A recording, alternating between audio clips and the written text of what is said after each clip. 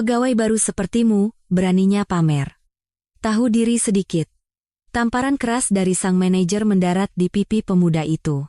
Suara desahan kaget terdengar dari orang-orang di sekitar, dan presiden direktur yang menyaksikan pemandangan itu dari kejauhan merasakan darahnya mendidih. Tidak ada seorang pun yang tahu bahwa pegawai baru yang sedang berlutut itu adalah menantu dari sang presiden direktur. Tekan tombol subscribe. Bersama Cahaya Emas, saya akan menceritakan kisah yang menyentuh. Cerita dimulai. Suatu sore di akhir musim kemarau, Presiden Direktur Baskoro Wijaya merasakan sesuatu yang aneh saat memasuki lobi lantai 1 mal miliknya. Dia sengaja datang lebih awal dari biasanya untuk meninjau situasi mal dari sudut pandang pelanggan biasa, tetapi hari ini udara terasa sangat berat. Suasananya agak aneh, gumamnya. Cahaya hangat yang terpancar dari lampu kristal besar, para pengunjung yang cukup ramai untuk sore hari kerja, dan sapaan ramah para staf yang terdengar di mana-mana. Dari luar, semuanya tampak normal, tetapi ada ketegangan halus yang terasa di udara. Pak Baskoro mulai berjalan perlahan mengelilingi mal. Ia memeriksa penataan barang di butik-butik mewah dan mengamati cara staf melayani pelanggan. Sebagian besar karyawan tidak mengenalinya sebagai presiden direktur dan bekerja seperti biasa. Namun, ketika melewati meja informasi, punggung yang familiar menarik perhatiannya. Garis bahu dan postur tubuh seorang pria berseragam satpam yang sedang berbicara dengan seorang pelanggan terasa sangat ia kenal. Jangan-jangan. Saat satpam itu menoleh untuk menyapa pelanggan lain, Pak Baskoro terkejut. Itu benar-benar menantunya, Bima Aditya. Menantunya yang begitu gagah dan berwibawa di hari pernikahannya, kini berdiri di mal miliknya mengenakan seragam satpam. Apa yang terjadi? Hati Pak Baskoro menjadi kalut. Ia memang menyarankan Bima untuk belajar manajemen, tetapi bukan dengan cara memulai dari posisi serendah ini. Terlebih lagi, Bima melakukan ini tanpa memberitahunya sama sekali. Bima sedang menjawab pertanyaan seorang pelanggan wanita parubaya dengan sopan. Gerai kosmetik impor ada di lantai 2, ujung sayap barat, Bu. Ibu bisa naik lift lalu jalan lurus ke kiri, nanti akan langsung terlihat. Oh, terima kasih. Apa ada merek tertentu yang sedang diskon hari ini? Ada, Bu. Di lantai 3 area merek mewah sedang ada diskon khusus musim gugur. Perlu saya berikan brosurnya? Tentu, terima kasih banyak. Saat Bima menyerahkan brosur sambil tersenyum, pelanggan itu pun membalas dengan wajah puas. Cara Bima melayani begitu profesional dan elegan, membuat Pak Baskoro menyadari kembali kemampuan menantunya. Namun, tepat pada saat itu, seorang pria parubaya yang tampaknya adalah kepala tim satpam berjalan cepat menghampiri Bima. Wajahnya menunjukkan kekesalan. Hei, anak baru, sedang apa kamu di sini? Suaranya terdengar ketus dan penuh kejengkelan. Pak Baskoro secara naluriah mendekat untuk mendengar percakapan mereka. Saya sedang membantu memandu pelanggan, Pak Kepala Tim, jawab Bima dengan sopan dan hormat. Namun, wajah kepala tim itu semakin mengkerut. Memandu pelanggan? Pegawai baru sepertimu, beraninya sok tahu di sini. Urus saja area parkir basement, itu tugasmu. Area parkir basement sudah saya bersihkan dan periksa, Pak. Sudah? Kalau begitu, bereskan gudang. Tadi pagi sudah kubilang kardus-kardus menumpuk di sana. Nada bicara kepala tim itu semakin kasar. Mendengar percakapan itu, Pak Baskoro merasa amarahnya memuncak. Sekalipun Bima adalah pegawai baru, apakah pantas diperlakukan dengan bahasa kasar dan perintah seenaknya seperti itu? Baik, Pak. Saya akan segera ke sana. Bima menundukkan kepala dan menerima perintah itu tanpa membantah. Namun, di mata Pak Baskoro, di balik sikap patuhnya itu, sepertinya ada niat lain yang tersembunyi. Terasa ketenangan dalam dirinya, seolah ia memahami seluruh situasi. Setelah kepala tim itu pergi, seorang satpam lain mendekati Bima dengan hati-hati. Kamu tidak apa-apa, Bim? Akhir-akhir ini Pak Hardi keras sekali padamu. Tidak apa-apa, Pak. Wajar saja, kan saya masih baru. Jawaban Bima terdengar tenang, tetapi di telinga Pak Baskoro, kata-kata itu seolah memiliki makna yang dalam. Tetap saja ini keterlaluan. Dia tidak sekasar itu pada pegawai baru lainnya. Sepertinya dia sengaja mengincarmu. Hanya saya, kenapa ya, Pak? Tanya Bima, menunjukkan ketertarikan. Entahlah, mungkin karena kamu bekerja terlalu sempurna, atau mungkin karakternya tidak cocok denganmu. Pak Hardi memang terkenal galak, tapi tidak pernah separah ini pada orang lain. Apakah bekerja dengan sempurna bisa menjadi masalah? Bukan begitu. Bagaimana ia menjelaskannya? Kamu pernah bekerja di tempat lain sebelumnya? Pak Baskoro menyimak pertanyaan itu dengan saksama. Ia bisa memastikan bahwa karyawan lain sama sekali tidak tahu tentang latar belakang Bima. Tidak, Pak. Ini pekerjaan pertama saya. Benarkah? Tapi kenapa kamu begitu mahir? Caramu melayani pelanggan seperti orang yang sudah sangat berpengalaman. Saya hanya berusaha melakukan yang terbaik. Pak Baskoro menyadari bahwa Bima menyembunyikan identitasnya sepenuhnya. Bukan hanya latar belakangnya sebagai mantan jaksa, bahkan pengalaman kerja di tempat lain pun ia sembunyikan. Saat jam makan siang tiba, para karyawan satu persatu menuju ruang istirahat.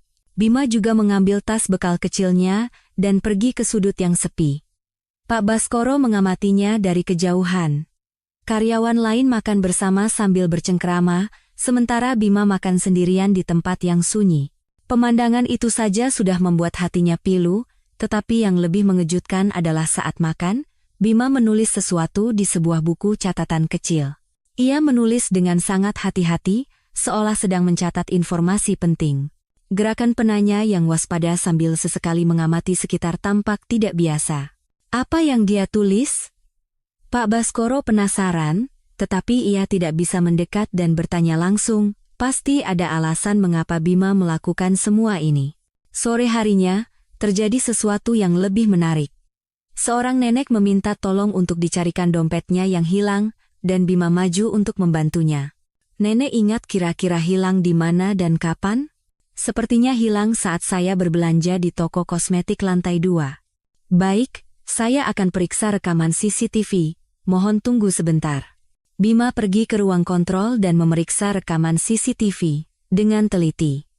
Pak Baskoro yang mengamati proses itu merasa takjub. Dalam waktu 20 menit, Bima berhasil menemukan dompet sang nenek.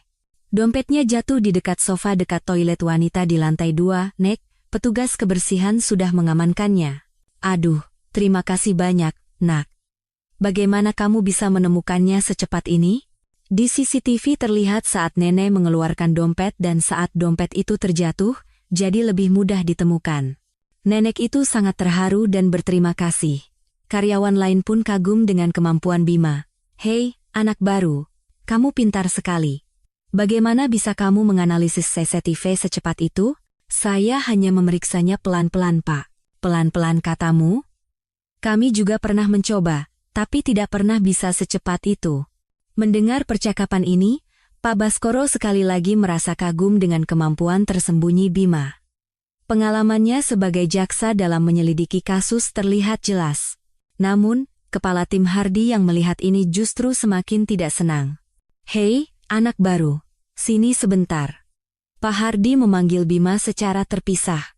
Karena penasaran, Pak Baskoro mendekat. Siapa yang menyuruhmu memeriksa CCTV? Pelanggan meminta tolong dicarikan barang yang hilang, jadi hal seperti itu biar saya yang putuskan dan perintahkan. Anak baru sepertimu jangan bertindak sembarangan. Pak Baskoro merasa tidak habis pikir. Bima sudah melakukan perbuatan baik, tetapi malah dimarahi. Maaf, Pak. Lain kali saya akan lapor terlebih dahulu. Dan, kamu itu aneh. Untuk ukuran anak baru, kamu terlalu hebat. Kamu pernah kerja di tempat lain, ya? Ini pekerjaan pertama saya. Pertama? Lalu bagaimana kamu bisa menganalisis CCTV sehebat itu? Kamu menyembunyikan sesuatu, kan? Bima terdiam sejenak. Namun, ia segera menjawab dengan tenang, tidak ada yang saya sembunyikan, Pak. Saya hanya punya kemampuan observasi yang cukup baik. Observasi? Jangan-jangan kamu masuk ke sini dengan tujuan lain? Tujuan lain? Mencuri informasi perusahaan kita, atau mungkin kamu mata-mata dari perusahaan lain. Pak Baskoro tahu bahwa kecurigaan Pak Hardi salah arah. Namun, berkat itu, identitas asli Bima justru akan lebih aman tersembunyi. Sama sekali tidak seperti itu, Pak. Oh ya? Lalu kenapa kamu selalu menulis sesuatu di buku catatanmu?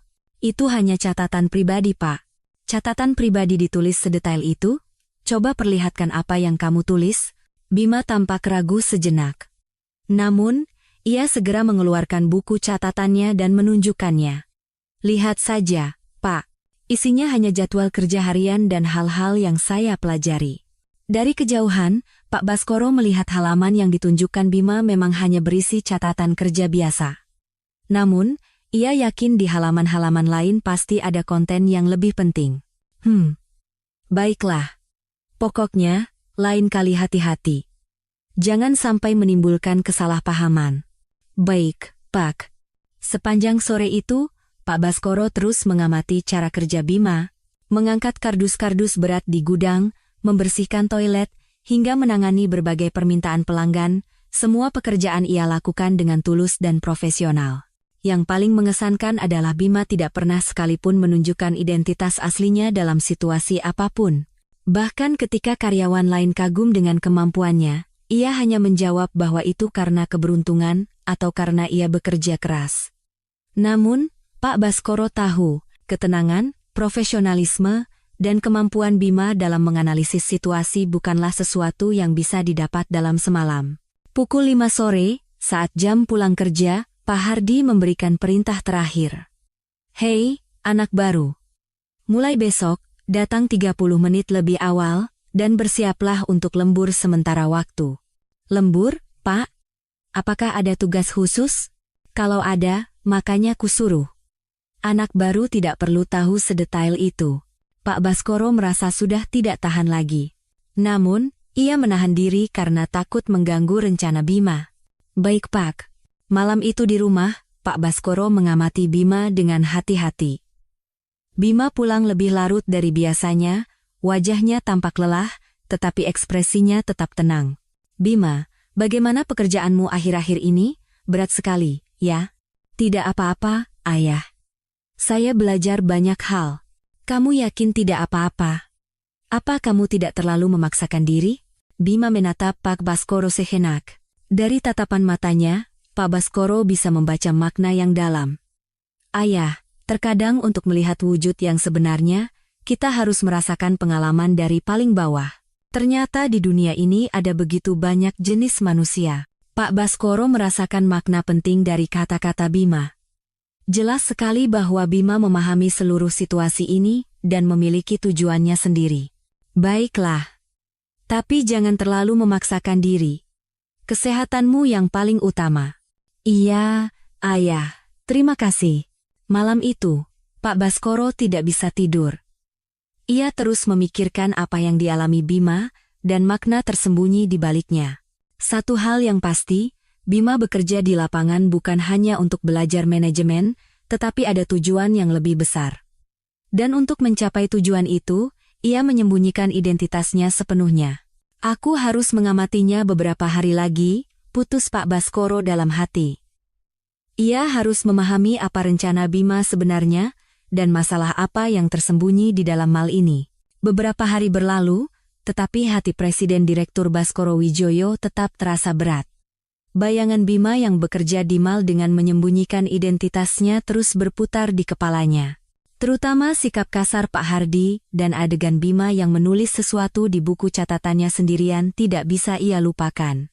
Pasti ada rencana yang lebih besar di baliknya.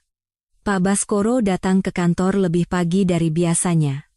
Ia bermaksud mengamati kegiatan harian Bima dengan lebih saksama hari ini. Pukul 8:30, saat ia menunggu di dekat pintu masuk karyawan, Bima muncul, mengenakan seragam satpam yang rapi dan membawa tas kecil. Penampilannya sama seperti kemarin saat memasuki gedung. Namun, hari ini ekspresinya tampak lebih serius. Pak Baskoro pun mengikutinya dari belakang dengan hati-hati dan mengamatinya dari kejauhan. Setelah serah terima singkat di pos satpam, Bima langsung memulai tugasnya. Hei, anak baru. Kemarin ada keluhan pelanggan, katanya kondisi toilet kotor. Pak Hardi mencegat Bima sejak pagi. Pak Baskoro merasa aneh, karena kemarin ia melihat sendiri Bima membersihkan toilet hingga sangat bersih. Boleh saya tahu bagian mana yang bermasalah, agar bisa saya periksa kembali, Pak? Bagian mana katamu? Ya karena kamu tidak membersihkannya dengan benar, makanya ada keluhan? Jangan banyak alasan, bersihkan lagi sekarang. Bima terdiam sejenak, namun, ia segera menundukkan kepala dan menjawab, baik, Pak, saya akan segera membersihkannya lagi. Mendengar percakapan ini, Pak Baskoro merasa marah. Kondisi kebersihan toilet kemarin sudah sempurna. Ia bahkan ragu apakah keluhan pelanggan itu benar-benar ada. Saat Bima pergi mengambil peralatan kebersihan, Pak Baskoro menguping pembicaraan Pak Hardi dengan satpam lain. Pak, apa benar ada keluhan pelanggan karena anak baru itu? Tidak, aku hanya ingin memberinya pelajaran. Akhir-akhir ini dia terlalu sombong. Oh, begitu. Padahal kerjanya rapi sekali, loh, Pak. Itu yang membuatku makin kesal. Anak baru tapi kerjanya terlalu sempurna, mencurigakan. Pak Baskoro terperangah mendengar percakapan itu. Memberi teguran palsu? Ini bukan lagi sekadar pembinaan pegawai baru, melainkan perundungan yang disengaja. 1 jam kemudian, Bima kembali setelah selesai membersihkan toilet. Kepala tim itu pergi memeriksanya sendiri dan kembali tanpa berkata apa-apa. Tentu saja karena tidak ada celah yang bisa ditemukan. Anak baru, sekarang bereskan gudang bawah tanah. Kardus-kardus dari pemasok menumpuk di sana. Baik, Pak. Setelah Bima turun ke basement, Pak Baskoro diam-diam mengikutinya. Di gudang bawah tanah memang ada banyak sekali kardus yang menumpuk, dan Bima mulai menatanya secara sistematis. Namun, sesuatu yang mengejutkan terjadi. Saat sedang memindahkan kardus, Bima berhenti sejenak, lalu mengeluarkan buku catatan kecilnya dan mulai menulis sesuatu. Pak Baskoro mendekat untuk melihat lebih jelas. Bima mencatat nama pemasok, jumlah barang, dan tanggal yang tertera di kardus dengan teliti. Ekspresinya tampak sangat serius. Apa dia menemukan sesuatu yang aneh? Bima membuka salah satu kardus dan memeriksa isinya. Lalu, ia kembali menulis sesuatu di buku catatannya. Kali ini lebih detail, seolah sedang mengumpulkan bukti. Mengamati dari kejauhan, Pak Baskoro semakin yakin. Bima bukan hanya membereskan gudang, tetapi sedang melakukan penyelidikan penting. Sekitar pukul 11 pagi, Bima selesai membereskan gudang dan naik ke atas. Namun, tugas lain sudah menantinya. Anak baru, ada air tumpah di lobi lantai 1, katanya lantainya licin. Cepat pel. Baik, Pak. Bima mengambil kain pel dan menuju lobi, tetapi di mata Pak Baskoro, lantai itu sama sekali tidak basah, namun, Bima membersihkan lantai itu tanpa berkata apa-apa. Melihat itu, Pak Baskoro semakin yakin. Ini bukan perintah kerja yang wajar, melainkan perundungan yang disengaja. Saat jam makan siang, Bima kembali makan bekal sendirian di sudut yang sama seperti kemarin. Pak Baskoro merasa pilu melihatnya dari kejauhan. Karyawan lain makan bersama di ruang istirahat, sementara Bima terasing sendirian. Namun, hari ini ia tampak lebih fokus menulis di buku catatannya daripada kemarin. Apa yang dia tulis sedetail itu? Rasa penasaran Pak Baskoro memuncak, tetapi, ia tidak bisa bertanya langsung. Pukul 1 siang, setelah jam makan siang Bima selesai, Pak Hardi datang lagi dengan pekerjaan baru. Anak baru, pergi ke area parkir pelanggan, periksa nomor plat mobil. Ada laporan parkir ilegal. Boleh saya tahu di area mana agar bisa saya periksa? Kelilingi seluruh area B, kalau ada yang parkir ilegal, foto dan catat nomor platnya, lalu bawa kemari. Pak Baskoro merasa perintah ini juga aneh. Pengelolaan parkir adalah tugas perusahaan lain. Satpam tidak perlu turun tangan langsung. Setelah Bima menuju area parkir, Pak Baskoro bertanya pada satpam lain. Permisi. Biasanya siapa yang menangani parkir ilegal di area parkir? Oh, itu tugas perusahaan pengelola parkir, Pak. Kami hanya mengurus keamanan. Ternyata benar. Tugas yang diberikan pada Bima adalah pekerjaan yang tidak perlu. 30 menit kemudian, Bima kembali. Pak, pemeriksaan area B sudah selesai. Tidak ada kendaraan yang parkir ilegal. Tidak ada? Jelas-jelas ada laporan. Mungkin bukan di area itu? Coba periksa juga area B1 atau B3? Tidak usah. Sudah. Kalau begitu, sekarang isi ulang tisu dan sabun di toilet. Tadi pagi sudah saya isi ulang, Pak. Apa perlu lagi? Kubilang perlu, ya lakukan saja. Jangan banyak bicara. Melihat rangkaian kejadian ini, amarah Pak Baskoro memuncak. Ini jelas-jelas tindakan untuk merundung Bima. Sekitar pukul 3 sore, terjadi insiden yang lebih serius. Seorang pelanggan pria Parubaya datang ke meja layanan pelanggan sambil marah-marah. Apa-apaan ini? Jam tangan yang saya beli kemarin sudah rusak. Bagaimana kalian bisa berbisnis dengan menjual barang seperti ini? Jam tangan yang dipegang pelanggan itu memang tidak berfungsi. Staf toko meminta maaf dan hendak membantu menukarnya, tetapi tiba-tiba Pak Hardi muncul. Anak baru, sini. Iya, Pak. Keluhan pelanggan ini kamu yang tangani. Sepertinya bagian pengecekan kualitas tidak memeriksanya dengan benar. Pak Baskoro terkejut. Satpam menangani keluhan pelanggan? Terlebih lagi, kesalahan bagian pengecekan kualitas dilimpahkan pada Bima? Pak, bukankah pengecekan kualitas adalah tugas departemen lain? Jangan membantah. Minta maaf pada pelanggan. Bima ragu sejenak, lalu mendekati pelanggan. Mohon maaf atas ketidaknyamanannya, Pak. Seharusnya kami memeriksanya lebih teliti. Kamu ini siapa? Kenapa satpam yang menangani ini? Pelanggan itu pun keheranan. Reaksinya sangat wajar. Kami akan segera menggantinya dengan produk yang baru, Pak, kata Bima sambil menenangkan situasi. Ia mengamati jam tangan itu dengan saksama, lalu berkata pada staf toko, sepertinya ini masalah kontak baterai yang longgar. Bisa diperbaiki dengan mudah di pusat servis, tapi lebih baik kita ganti dengan yang baru. Staf toko terkejut dan memeriksa jam tangan itu. Benar juga. Bagaimana Anda bisa tahu? Oh, saya hanya pernah mencari tahu sedikit. Melihat adegan ini, Pak Baskoro sekali lagi kagum dengan kemampuan Bima. Ia bisa mengidentifikasi penyebab kerusakan jam tangan dalam sekejap.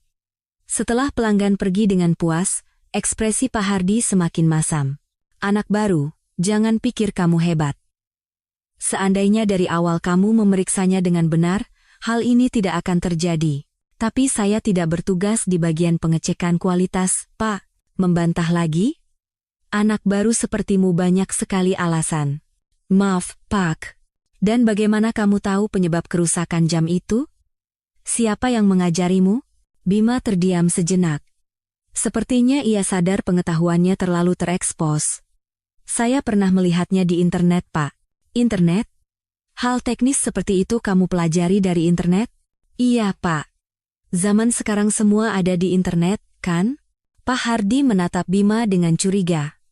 Kamu benar-benar mencurigakan. Bagaimana bisa seorang anak baru tahu semua ini? Saya hanya punya banyak rasa ingin tahu, Pak. Pak Baskoro merasa situasi ini bisa menjadi berbahaya.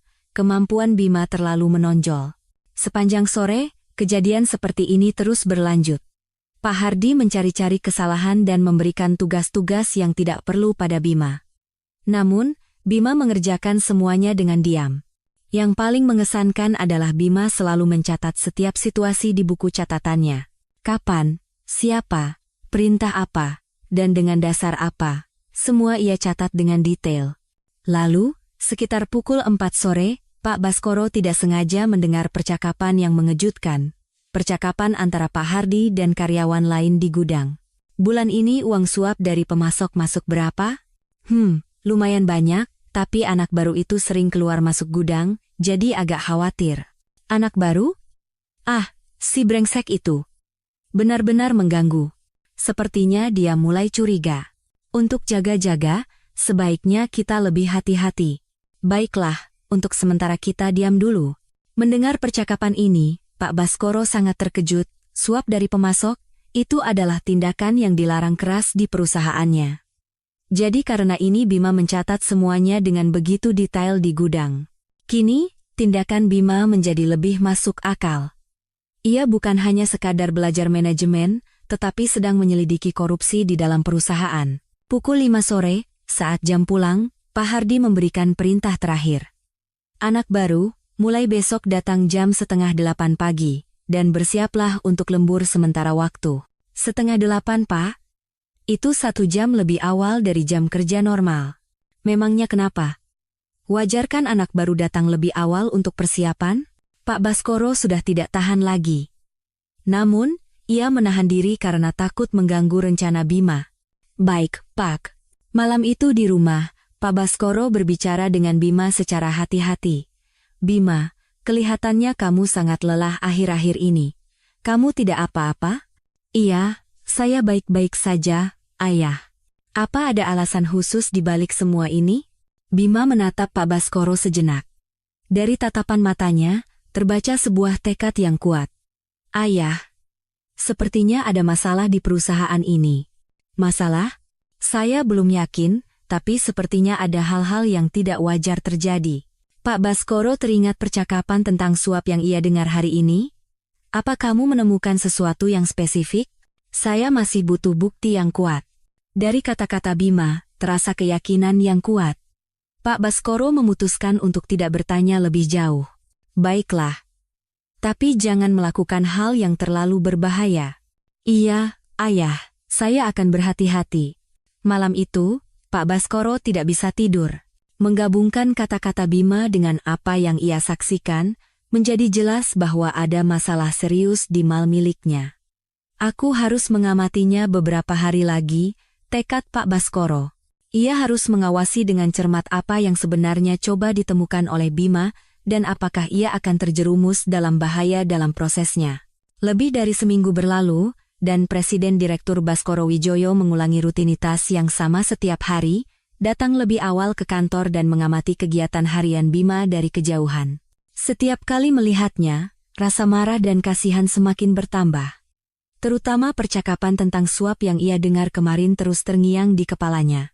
Pagi ini pukul 07.30, setelah memastikan Bima masuk ke pos Satpam, Pak Baskoro menunggu di tempat biasanya.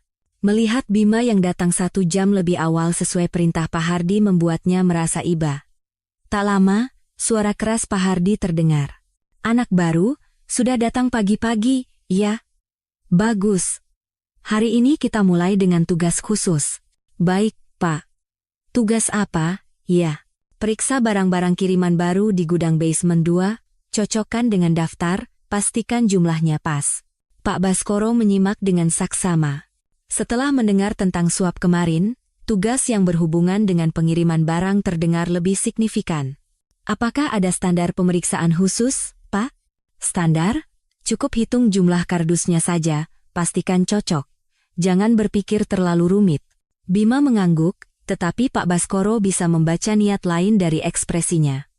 Setelah Bima turun ke basement, Pak Baskoro mengikutinya dengan hati-hati. Hari ini tumpukan kardus lebih banyak dari kemarin. Dari luar, Bima tampak hanya menghitung jumlah kardus, tetapi sebenarnya ia melakukan pemeriksaan yang jauh lebih detail. Ia membuka kardus, memeriksa isinya, membandingkannya dengan surat jalan, dan mencatat semuanya dengan teliti di buku catatannya. Tiba-tiba, saat memeriksa sebuah kardus, ekspresi Bima mengeras. Sepertinya ia menemukan sesuatu yang penting. Pak Baskoro mendekat dan melihat bahwa di dalam kardus itu terdapat barang yang berbeda dari yang tertulis di surat jalan. Jumlahnya tidak sesuai, bahkan ada produk dari perusahaan lain yang tercampur di dalamnya. Bima memotret semuanya dan mencatatnya dengan detail di buku catatannya. Sikapnya yang fokus mengingatkan pada masa-masanya sebagai jaksa saat mengumpulkan bukti. Sekitar pukul 10 pagi, Bima keluar dari gudang dan naik ke lantai 1. Ekspresinya tenang seperti biasa, tetapi Pak Baskoro bisa merasakan keyakinan yang tersembunyi di baliknya. Anak baru, sudah selesai memeriksanya? Sudah, Pak. Ini daftarnya. Saat melihat daftar yang diserahkan Bima, ekspresi Pak Hardi sedikit berubah. Tidak ada yang aneh? Tidak ada yang aneh secara khusus, Pak. Jawaban Bima terdengar datar, tetapi Pak Baskoro tahu ada makna tersembunyi di dalamnya. Oh ya? Apa kamu memeriksa sampai ke dalam kardusnya? Bapak menyuruh saya hanya memeriksa jumlahnya, jadi saya hanya menghitung jumlahnya. Pak Hardi menatap Bima dengan curiga sejenak, lalu mengangguk. Bagus, kerja bagus. Sekarang kerjakan yang lain. Saat itu, seorang karyawan berlari tergesa-gesa. Pak, gawat. Ada pelanggan jatuh dan terluka di lantai 3. Apa? Di mana? Dekat eskalator.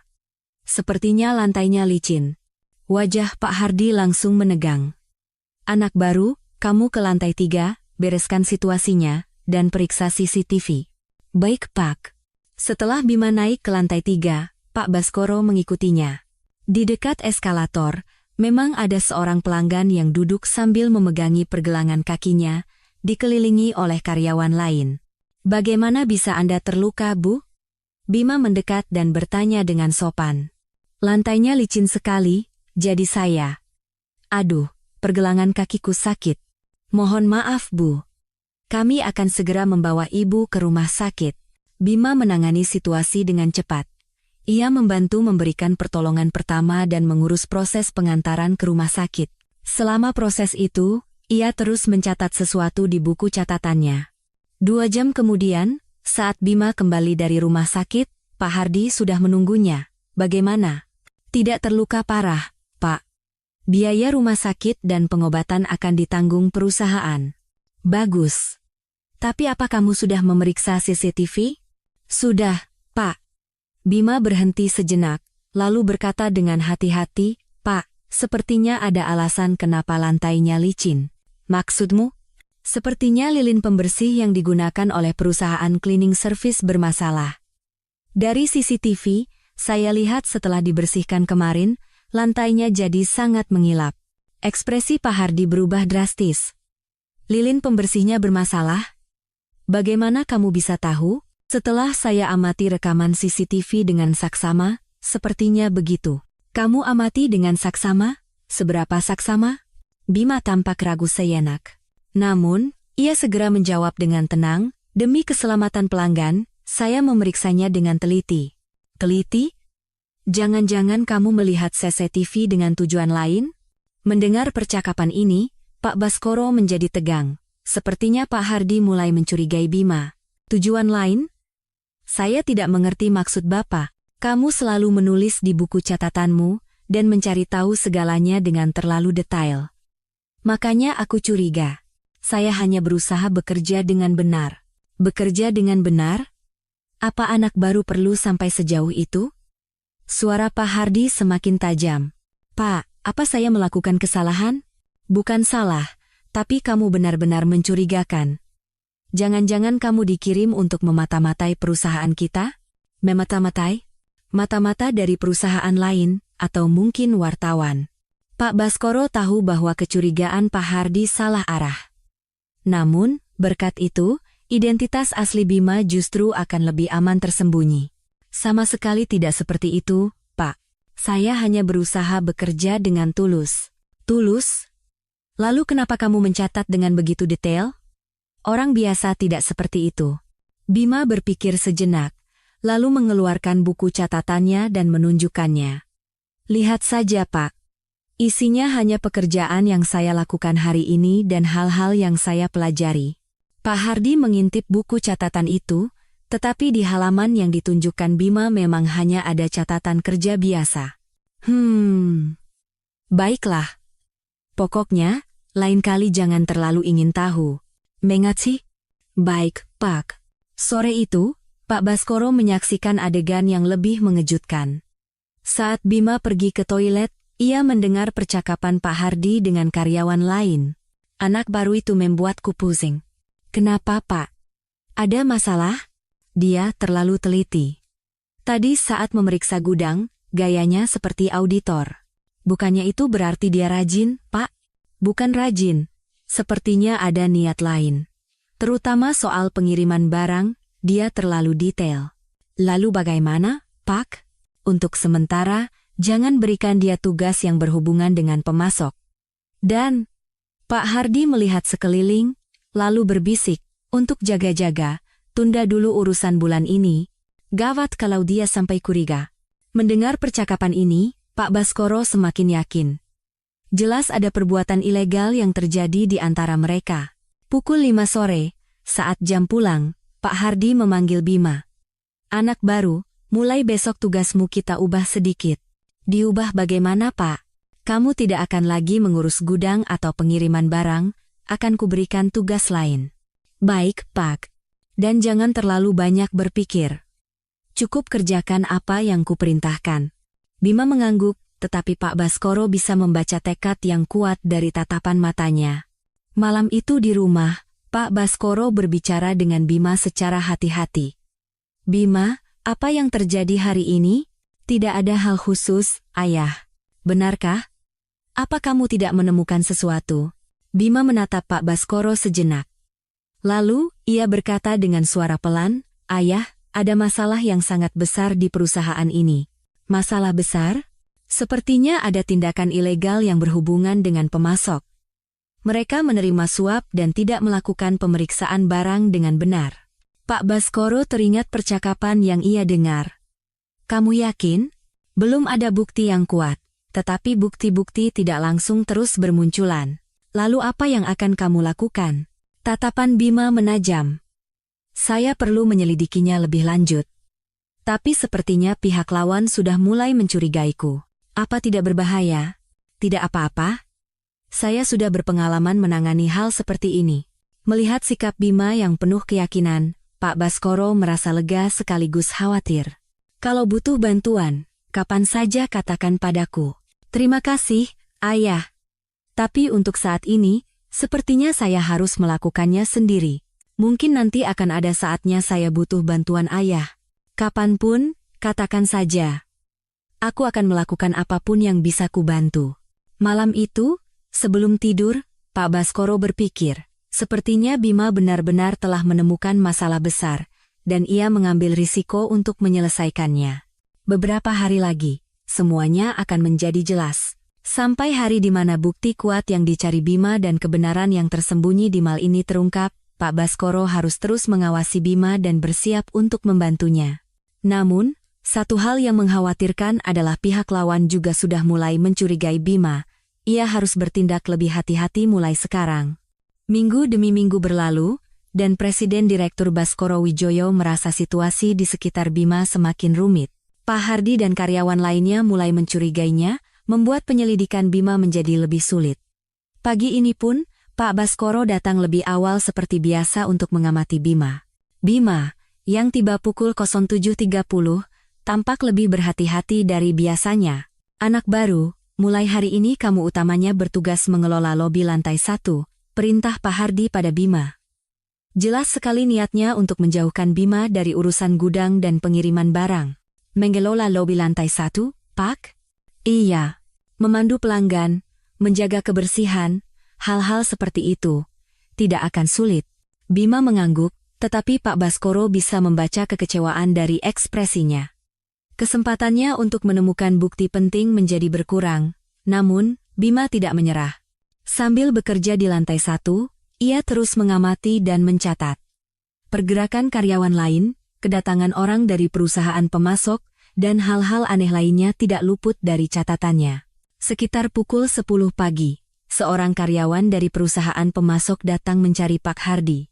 Pak Baskoro mengamati percakapan mereka dari kejauhan. "Pak, bagaimana urusan bulan ini?" Lumayan. Tapi akhir-akhir ini anak baru itu cerewet sekali, jadi kita harus lebih hati-hati." "Oh, satpam itu maksudnya? Yang waktu itu saya lihat di gudang?" "Benar. Dia terus-terusan mau memeriksa ini itu." "Lalu bagaimana, Pak?" Pak Hardi melihat sekeliling, lalu berbisik, "Untuk sementara kita diam dulu, dan barang berikutnya, kemas dengan lebih rapi dari biasanya." Mendengar percakapan ini, Pak Baskoro semakin yakin. Jelas mereka bersekongkol dengan pemasok untuk melakukan sesuatu yang ilegal. Yang lebih mengejutkan, Bima juga mendengar percakapan ini. Bima, yang sedang membersihkan lobi, dengan hati-hati mendekati mereka dan menguping pembicaraan itu. Setelah karyawan pemasok itu pergi, Bima segera mengeluarkan buku catatannya dan menulis sesuatu. Sikapnya yang fokus mengingatkan pada seorang penyelidik di masa jayanya sebagai jaksa. Saat jam makan siang, Bima menunjukkan perilaku yang berbeda dari biasanya. Alih-alih makan sendirian di sudut, ia duduk di dekat karyawan lain untuk mendengarkan percakapan mereka. "Suasana perusahaan akhir-akhir ini agak aneh, ya?" kata seorang karyawan pada rekannya. "Aneh bagaimana?" "Entahlah. Pak Hardi jadi sensitif sekali. Terutama karena anak baru itu." "Oh, si satpam itu? Memangnya dia berbuat salah apa?" "Bukan salah, Tapi katanya dia terlalu rajin, jadi bikin tidak nyaman. Rajin kan bukan hal yang buruk. Bukan begitu. Sepertinya ada tujuan lain. Selalu mencatat, bertanya ini itu. Mendengar percakapan ini, Pak Baskoro menyadari situasi yang dihadapi Bima semakin sulit. Sekitar pukul 2 siang, terjadi insiden yang tak terduga. Seorang pelanggan mengeluh dengan suara keras karena ada masalah dengan produk elektronik yang dibelinya. Apa-apaan ini? Produk baru kok ada goresan begini? Staf toko elektronik panik dan meminta maaf. Mohon maaf, Bu. Sepertinya ada masalah dalam proses pengiriman. Proses pengiriman? Jadi ini tanggung jawab perusahaan pengiriman? Saat itu, Bima mendekat dengan hati-hati. Permisi, Bu, boleh saya periksa? Anda siapa? Saya Satpam. Mungkin saya bisa membantu. Bima mengamati produk elektronik itu dengan saksama, lalu menunjuk ke bagian goresan. Goresan ini sepertinya bukan terjadi saat pengiriman, Bu. Lalu kenapa? Sepertinya goresan ini sudah ada sebelum dikemas. Lihat, ada bekas kemasan di atas goresannya. Staf toko terkejut dan memeriksanya. Ternyata ucapan Bima benar. Bagaimana Anda bisa tahu hal seperti ini? Saya hanya melihatnya dengan lebih teliti. Pak Baskoro sekali lagi kagum dengan kemampuan observasi Bima. Namun, ia juga khawatir apakah aman jika Bima terus menunjukkan kemampuannya. Setelah pelanggan puas dan menerima produk baru, staf toko mendekati Bima. Terima kasih banyak. Bagaimana Anda bisa menyadarinya secepat itu? Mungkin hanya kebetulan. Bukan kebetulan, itu keahlian. Apa Anda pernah bekerja di bidang ini sebelumnya? Bima ragu sejenak, lalu menggeleng. Tidak, ini pertama kalinya. Namun, ekspresi Pak Hardi yang menyaksikan ini semakin mengeras. Anak baru, sini sebentar. Iya, Pak.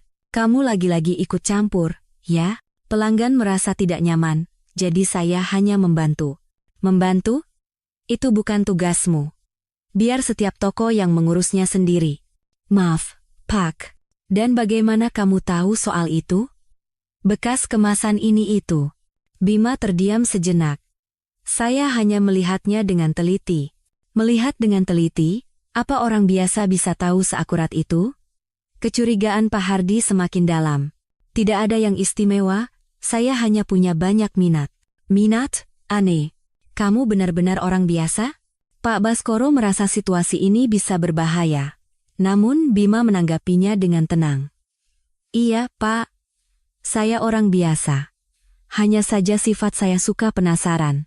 Suka penasaran. Makanya kamu selalu menulis di buku catatanmu? Itu catatan pribadi. Catatan pribadi sedetail itu? Coba lihat. Bima ragu sejenak, lalu mengeluarkan buku catatannya. Namun, kali ini ia hanya menunjukkan halaman tertentu dengan hati-hati. Seperti ini, Pak. Saya hanya mencatat pekerjaan hari ini, atau hal-hal yang saya pelajari. Pak Hardi mengintip buku catatan itu, tetapi tidak menemukan masalah apapun. Pokoknya, lain kali hati-hati. Jangan terlalu ikut campur. Baik, Pak. Sepanjang sore, Pak Hardi mengawasi Bima dengan lebih tajam. Ia mengamati setiap gerakan Bima dan memerintahkan karyawan lain untuk mengawasinya dengan cermat.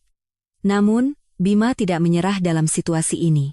Ia bertindak lebih hati-hati, tetapi terus mengamati dan mencatat. Sekitar pukul 4 sore, saat Bima pergi ke toilet, Pak Baskoro mendengar percakapan Pak Hardi dengan karyawan lain. Anak baru itu benar-benar mencurigakan. Kenapa, Pak? Dia tahu terlalu banyak. Hal-hal yang tidak mungkin diketahui orang biasa. Contohnya, hari ini saja, dia bisa tahu goresan di produk elektronik dari bekas kemasannya. Itu hanya bisa dilakukan oleh seorang ahli. Kalau begitu, jangan-jangan. Ya, jelas dia menyembunyikan sesuatu. Aku harus memeriksa latar belakangnya lagi. Mendengar ini, Pak Baskoro menjadi khawatir. Jika latar belakang Bima diperiksa, identitasnya bisa terungkap. Saat jam pulang, Pak Hardi memanggil Bima. Anak baru, besok datang lebih pagi. Ada tugas khusus. Tugas khusus, Pak? Ya. Ada yang perlu diperiksa lagi tentang data dirimu. Ekspresi Bima sedikit berubah. Namun, ia segera kembali tenang seperti biasa. Apa ada masalah, Pak? Aku mau memastikan ada masalah atau tidak. Baik, Pak. Malam itu di rumah, Pak Baskoro melakukan percakapan serius dengan Bima. Bima, sepertinya ini akan berbahaya. Iya, Ayah. Saya juga merasakannya. Mereka mau memeriksa latar belakangmu.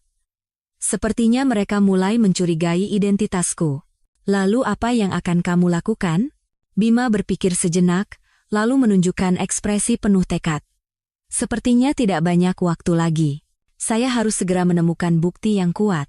Bukti yang kuat? Yang selama ini kukumpulkan hanya bukti tidak langsung, aku butuh bukti fisik yang jelas. Bagaimana kamu akan menemukannya? Ada satu cara, tapi mungkin akan berbahaya. Melihat tekad besar dalam diri Bima, Pak Baskoro merasakan hal yang sama. Kalau butuh bantuan, kapan saja katakan. Untuk saat ini, sepertinya saya harus mencobanya sendiri. Tapi jika terjadi sesuatu, mungkin saya akan meminta bantuan Ayah. Kapan saja, katakan. Aku akan melakukan apapun yang bisa kubantu. Malam itu, Pak Baskoro tidak bisa tidur. Ia khawatir tentang apa yang direncanakan Bima dan apakah ia akan terjerumus dalam bahaya. Namun, satu hal yang pasti, situasi menjadi semakin mendesak. Dalam beberapa hari, semuanya akan ditentukan. Apakah Bima akan berhasil menemukan bukti yang dicarinya, atau identitasnya akan terungkap dan ia akan dalam bahaya. Pak Baskoro bertekad untuk mengawasi Bima dengan lebih saksama. Setelah keuraan selama sebulan, Bima Aditya mengambil keputusan, tidak ada waktu lagi untuk menunggu. Kecurigaan Pak Hardi semakin hari semakin besar, dan dengan ancaman pemeriksaan latar belakang, semuanya bisa sia-sia jika ia tidak menemukan bukti yang kuat. Pukul 6 pagi, Bima tiba di mal jauh lebih awal dari biasanya. Ia berkeliling gedung sekali untuk memeriksa situasi. Kunci pos satpam yang berhasil ia duplikasi ternyata berguna di saat seperti ini. Pengalamannya sebagai jaksa dalam penyelidikan lapangan sangat terasa. Presiden Direktur Baskoro Wijoyo juga datang lebih awal dari biasanya dan mengamati Bima dari kejauhan. Gerakan Bima hari ini tampak berbeda. Sepertinya akan terjadi sesuatu yang penting hari ini. Pukul 8 pagi, saat jam kerja normal dimulai, Pak Hardi memanggil Bima. Anak baru, hari ini tim HRD mau memeriksa beberapa hal tentangmu. Pemeriksaan apa, Pak? Katanya ada beberapa bagian yang mencurigakan di CV dan data dirimu. Ekspresi Bima tidak berubah sama sekali. Namun, Pak Baskoro bisa merasakan ketegangan di balik ketenangannya. Kapan kira-kira pemeriksaannya akan dilakukan? Sore ini. Sampai saat itu, kerjakan tugasmu seperti biasa. Baik, Pak. Setelah Bima pergi, Pak Hardi berkata pada karyawan lain, awasi terus dia. Kalau ada gerakan aneh, langsung laporkan. Pak Baskoro menyadari situasi ini sangat berbahaya. Jika pemeriksaan latar belakang dimulai sore nanti, identitas Bima pasti akan terungkap. Pagi itu tidak ada kejadian khusus. Bima mengerjakan tugasnya mengelola lobi seperti biasa, dan karyawan lain juga bekerja tanpa curiga. Namun, saat jam makan siang, situasinya berubah. Bima mulai menunjukkan perilaku yang berbeda dari biasanya. Saya ke toilet sebentar. Setelah Bima meninggalkan tempatnya, Pak Baskoro diam-diam mengikutinya. Namun, Bima tidak menuju toilet, melainkan ke arah lain. Ke arah gudang bawah tanah. Apa yang mau dia lakukan? Pak Baskoro mengikutinya dengan hati-hati. Sesampainya di gudang bawah tanah, Bima melihat sekeliling, lalu masuk ke area terlarang yang biasanya tidak boleh diakses. Itu adalah ruang arsip khusus, tempat penyimpanan dokumen penting dan barang berharga. Bima menggunakan alat kecil untuk membuka pintu ruang arsip. Pak Baskoro terkejut. Jangan-jangan Bima punya keahlian seperti itu juga? Setelah masuk, Bima mulai menggeledah berbagai dokumen. Dengan sangat cepat dan sistematis, seolah ia tahu persis apa yang harus dicari. Sekitar 10 menit berlalu, Bima menemukan setumpuk dokumen dan ekspresinya menjadi cerah. Ia mengeluarkannya, memeriksanya dengan teliti, lalu mulai memotretnya dengan ponselnya. Dari kejauhan, Pak Baskoro melihat dokumen itu sepertinya berhubungan dengan kontrak pengadaan barang. Itulah bukti kuat yang selama ini dicari Bima. Namun tepat pada saat itu. Siapa di sana? Sedang apa kamu? Suara Pak Hardi terdengar. Sepertinya ia mengikuti Bima karena curiga. Bima dengan cepat mengembalikan dokumen ke tempatnya dan keluar dari ruang arsip. Oh, Pak Hardi. Sedang apa Bapak di sini? Itu pertanyaanku. Justru kamu, sedang apa di sini? Tadi saat mau ke toilet, saya dengar suara aneh, jadi saya coba periksa. Suara aneh? Suara apa? Seperti suara barang jatuh, tapi setelah saya periksa, tidak ada apa-apa. Pak Hardi menatap Bima dengan curiga. Oh ya? Tapi kenapa kamu keluar dari arah ruang arsip? Ruang arsip? Saya hanya memeriksa arah suara itu, Pak. Pak Hardi memeriksa pintu ruang arsip, tetapi pintu itu terkunci. Bima sudah menguncinya kembali. Baiklah. Pokoknya, ini area terlarang. Lain kali jangan sembarangan ke sini. Baik, Pak. Setelah mereka berdua naik ke atas, Pak Baskoro menghela napas lega. Momen yang berbahaya, tetapi sepertinya Bima berhasil mengatasinya. Pukul 2 siang, akhirnya tim HRD memanggil Bima. Bapak Bima Aditya, bisa tolong ke ruang HRD sebentar? Baik. Melihat Bima menuju ruang HRD, hati Pak Baskoro berdebar-debar. Apa hasilnya nanti? 30 menit berlalu, dan Bima keluar dari ruang HRD. Ekspresinya tenang seperti biasa. Pak Hardi segera mendekat. Bagaimana? Katanya tidak ada masalah apa-apa. Benarkah? Iya. Isi CV-nya cocok semua, dan data diri saya juga bersih katanya. Ekspresi Pak Hardi tampak kecewa. Sepertinya ia berharap menemukan masalah, tetapi tidak berhasil. Namun, Pak Baskoro penasaran bagaimana Bima bisa lolos dari pemeriksaan latar belakang dengan selamat. Pasti ia sudah menemukan caranya. Sekitar pukul 4 sore, terjadi insiden yang tak terduga. Seorang karyawan dari perusahaan pemasok datang tergesa-gesa mencari Pak Hardi. Pak, gawat. Eida apa? Beberapa lembar kontrak di ruang arsip khusus hilang. Wajah Pak Hardi langsung menegang. Hilang? Maksudmu? Tadi pagi saya periksa masih ada, tapi sekarang tidak ada. Mungkin kamu salah taruh? Tidak, Pak. Jelas-jelas hilang. Kontrak-kontrak penting pula. Mendengar percakapan ini, Pak Baskoro sadar. Dokumen yang difoto Bima tadi pagi adalah dokumen itu. Pak Hardi segera turun ke basement untuk memeriksa, tetapi memang beberapa lembar dokumen telah hilang. Aneh. Ruang arsip terus terkunci, bagaimana bisa hilang? Saat itu, kejadian tadi pagi terlintas di benak Pak Hardi, jangan-jangan anak baru itu. Pak Hardi segera naik ke atas dan mencari Bima. Anak baru, sini. Iya, Pak. Tadi pagi di basement. Apa yang kamu lakukan? Saya tidak melakukan apa-apa, Pak. Saya sudah bilang tadi saya hanya memeriksa suara aneh. Benarkah? Iya, Pak, sungguh. Pak Hardi menatap Bima dengan curiga, tetapi tidak ada bukti yang kuat. Kalau begitu, boleh aku periksa tas dan lokermu? Tentu saja, silakan. Bima setuju tanpa ragu. Pak Hardi menggeledah tas dan lokernya, tetapi tidak menemukan apa-apa. Aneh. Jelas ada yang mengambilnya. Pak Baskoro penasaran cara apa yang digunakan Bima. Apa ia hanya memotret dokumen dan membiarkan aslinya? Saat jam pulang, Pak Hardi berkata pada Bima, anak baru, mulai besok lebih hati-hati. Akhir-akhir ini banyak kejadian aneh. Baik, Pak. Dan kalau melihat sesuatu yang mencurigakan, langsung laporkan. Iya, akan saya lakukan. Malam itu di rumah, Pak Baskoro melakukan percakapan penting dengan Bima. Bima, sepertinya hari ini ada kejadian besar. Iya, Ayah. Akhirnya saya menemukannya. Menemukannya? Bima mengeluarkan ponselnya dan menunjukkannya. Di dalamnya tersimpan banyak sekali foto dokumen. Ini bukti yang kuat. Bukti persekongkolan dengan pemasok untuk menaikkan harga, menerima suap, bahkan memasok barang palsu. Benarkah? Iya. Sekarang saya punya bukti yang kuat. Dengan ini, saya bisa melaporkannya. Mendengar kata-kata Bima, Pak Baskoro terkejut. Lalu apa yang akan kamu lakukan sekarang? Saya akan mengumpulkan beberapa bukti tambahan lagi dalam beberapa hari, lalu melaporkannya.